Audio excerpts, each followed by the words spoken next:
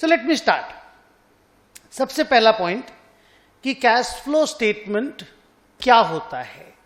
Definition का answer है कि cash flow statement is a statement showing all the inflows and outflows of what? Answer is of cash and cash equivalence. तो during the year, मान लो हम एक साल का कैश फ्लो बना रहे हैं, क्वार्टरली रिपोर्टिंग में लोग क्वार्टरली कैश फ्लो भी बनाते हैं, बट हम लोगों के एग्जाम में majority of the times annual cash flow statement पूछता है। और आप ये मत समझिएगा कि ये इंटरमीडिएट में था तो फाइनल में इससे क्वेश्चन नहीं आएगा, ऐसा बिल्कुल भी नहीं है। पिछला 7-8 टर्म में 2 बार आया हुआ है एग्जाम में कैश फ्लो बनाने के लिए। तो आपको सीरियसली कैश फ्लो बनाना पड़ेगा, ये सोच के इग्नोर मत करना कि इंटर में पढ़े थे। सो मेरा पहला पॉइंट आज का कि कैश फ्लो स्टेटमेंट होता क्या है। आंसर, कैश फ्लो स्टेटमेंट में हम लोग सारे इनफ्लोस को, साल भर के सारे इनफ्लोस को और सारे आउटफ्लोस को, sir inflows and outflows of what? The answer is inflows and outflows of cash and cash equivalence. बोलते वक्त क्लास में हम बोलेंगे inflows and outflows of cash, पर जितनी बार भी हम कैश बोलेंगे, मेरे कैश का मतलब तुम समझोगे cash and cash equivalence. I will be discussing this particular topic cash and cash equivalent thread and bare in the next few minutes. तो साल भर में जितना भी इनफ्लो हुआ और साल भर में जितने भी आउटफ्लो हुए कैश के, उसको आपको एक जगह पे लिख देना है। और लास्ट में मान लो साल भर में इनफ्लो हुआ 400 करोड़ का, आउटफ्लो हुआ 320 करोड़ का, तो ये इनफ्लो है और ये मान लो आउटफ्लो है। तो नेट में 80 करोड़ का इनफ्लो आया ड्यूरिंग द ईयर, 80 करोड़ का इनफ्लो आया, माने कैश इंक्रीज हुआ। तो लास्ट में कितना हमारे पास ओपनिंग कैश था? से 10 करोड़। सो डेफिनेटली हमारा जो क्लोजिंग कैश है वो 90 करोड़ रुपीस रहना चाहिए। तो आपको यह समझना है कि what exactly is a cash flow statement. The answer is cash flow statement shows all the inflows and all the outflows, showing the net cash generated during the year added with opening cash to get the closing cash। ये पूरा एक अगर इसको हम लोग एक statement के form में बना दें तो that is a cash flow statement. तो प्लेन टेक्स्ट में बोलें तो कैश फ्लो में हम सारे इनफ्लोज दिखाते हैं, 2 सारे आउटफ्लोज दिखाते हैं, 3 उसका नेट करते हैं कि कितना नेट कैश जनरेटेड हुआ ड्यूरिंग द ईयर, 4 उसको ओपनिंग कैश के साथ ऐड करते हैं, 5 तो क्लोजिंग कैश हमें मिल जाता है। नाउ ये जो opening cash and cash equivalent है, ये हमारी जो बैलेंस शीट है लास्ट ईयर की, उससे मैच करना चाहिए नॉर्मली स्पीकिंग। अगर मैच नहीं करता है तो रिकॉन्सिलिएशन नोट्स में देना पड़ेगा। आप अभी मान के चलो कि मैच करेगा, ओके, वो लास्ट क्लास में लास्ट में बताएंगे, मैंने कैश फ्लो के लास्ट पोर्शन में बताएंगे अगर मैच नहीं करता है तो क्या करना पड़ता है। मान के चलो मैच करेगा, तो ये जो 10 करोड़ का ओपनिंग कैश है, ये लास्ट ईयर की बैलेंस शीट के असेट साइड से मैच करना चाहिए। ये जो क्लोजिंग कैश है, ये करेंट ईयर की क्लोजिंग बैलेंस शीट से मैच करना चाहिए। मतलब ये कि कैश फ्लो में तेरा सब कुछ राइट है कि रॉन्ग है, वो तुमको ओपनिंग और क्लोजिंग बैलेंस शीट के फिगर को देख करके पता चल जाएगा। बिकॉज सी, ये जो 80 करोड़ रुपीस का वर्किंग है, मेरा हाथ का मूवमेंट देखते रहना, ये जो 80 करोड़ रुपीस का वर्किंग है, ये कैश फ्लो का वर्किंग है। इसको जब तुम ओपनिंग कैश से ऐड करोगे तो क्लोजिंग कैश आएगा। ये opening cash opening balance sheet से लाना है, ये closing cash closing balance sheet से लाना है।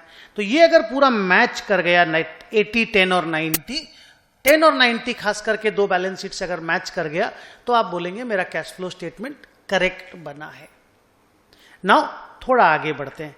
डेफिनेशन एक बार और बोल के रिपीट खत्म करता हूं कि cash flow statement includes all the inflows and outflows of cash and cash equivalents during a particular year to find the net cash generated during the year that will be added with the opening cash to get the closing cash। ये जो last वाला portion होता है ना बच्चे, ये circle देखना, ये लास्ट वाला पोर्शन, इसको हम लोग बोलते हैं reconciliation of opening and closing cash. माने ओपनिंग और क्लोजिंग कैश का रिकॉन्सिलिएशन हो रहा है।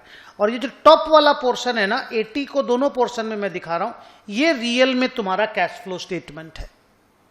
ऊपर का ये पोर्शन कैश फ्लो स्टेटमेंट है, नीचे का ये वाला पोर्शन रिकॉन्सिलिएशन है।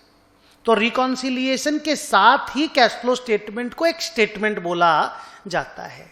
सो क्लोजिंग रिमार्क्स कि सर हम लोग जो ड्यूरिंग द ईयर के सारे inflows and outflows of cash को दिखाते हैं, ठीक है, आपने बोला cash means cash and cash equivalence, we will be discussing that in detail in today's class itself. लेकिन ये inflows and outflows of cash को जो दिखाते हैं वो क्या पैटर्न या क्या तरीका होता है?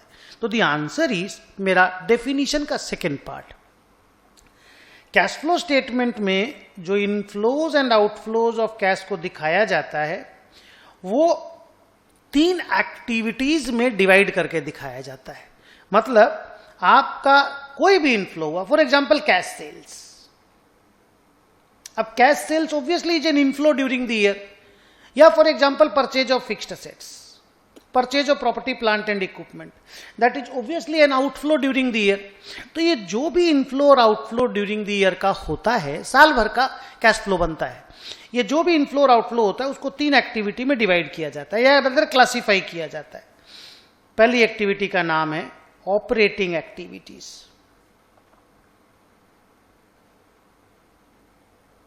दूसरी एक्टिविटी का नाम है इन्वेस्टिंग एक्टिविटीज,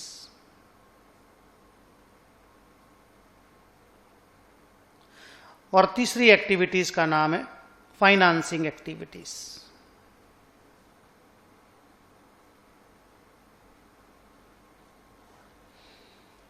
नाउ अगर मान लीजिए ये जो आपका 400 एंड 320 करोड़ जो आपने ऊपर में फिगर देखा, ये तो मैंने एक समरी करके टोटल लिख दिया था। मान लो इसके अंदर there are 30 number of items, 16-17 item मान लीजिए इनफ्लो का है और 11-12-13 आइटम मान लीजिए आउटफ्लोज का है। तो टोटल मिलाकर के 30 आइटम है।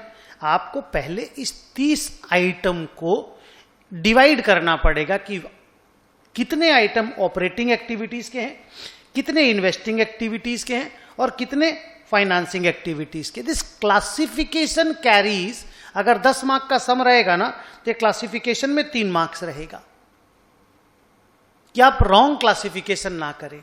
जिस एक्टिविटी को वो आइटम बिलोंग करता है, हम बताएंगे वो एक्टिविटी का डिसीजन कैसे होता है, वो क्लासिफिकेशन का पूरा तरीका क्या है, that we will be discussing in the class itself. लेकिन जितने भी आइटम आपके ऑपरेटिंग एक्टिविटीज के हैं उनको आपको सबसे पहले लिखना होगा। और टोटल ऑपरेटिंग एक्टिविटीज का एक सिंगल कैश फ्लो, मतलब मान लो टोटल मिलाकर के 12 आइटम ऑपरेटिंग कैश फ्लो के हैं, तो आपको सबको 12 आइटम को एक साथ लिखना पड़ेगा। उसका भी पैटर्न ऑफ राइटिंग हम क्लास में डिस्कस करेंगे।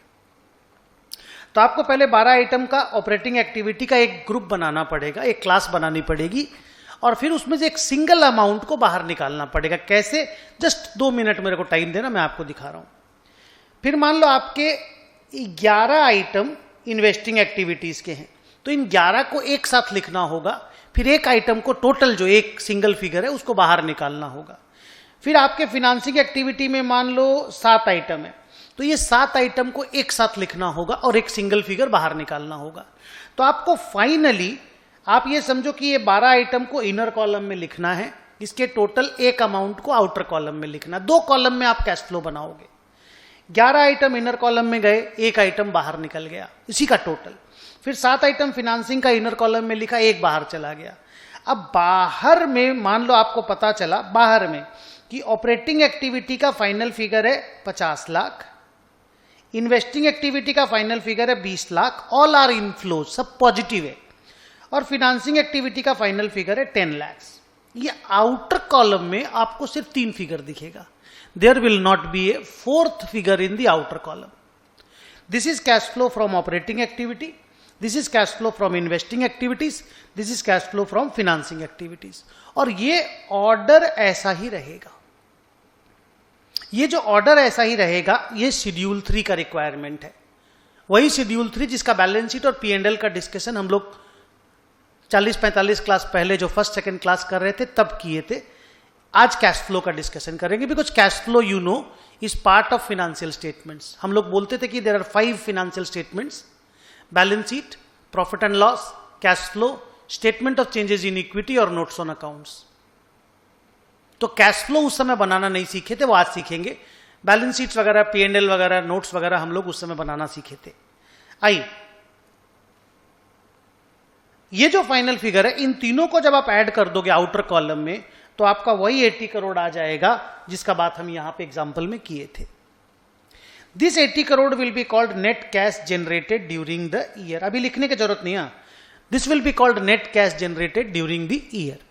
इसको जब आप opening cash and cash equivalent से टोटलिंग मारोगे, opening cash and cash equivalent opening balance sheet से लेकर के आओगे, तो आपका closing cash and cash equivalent 90 crore rupees आ जाएगा।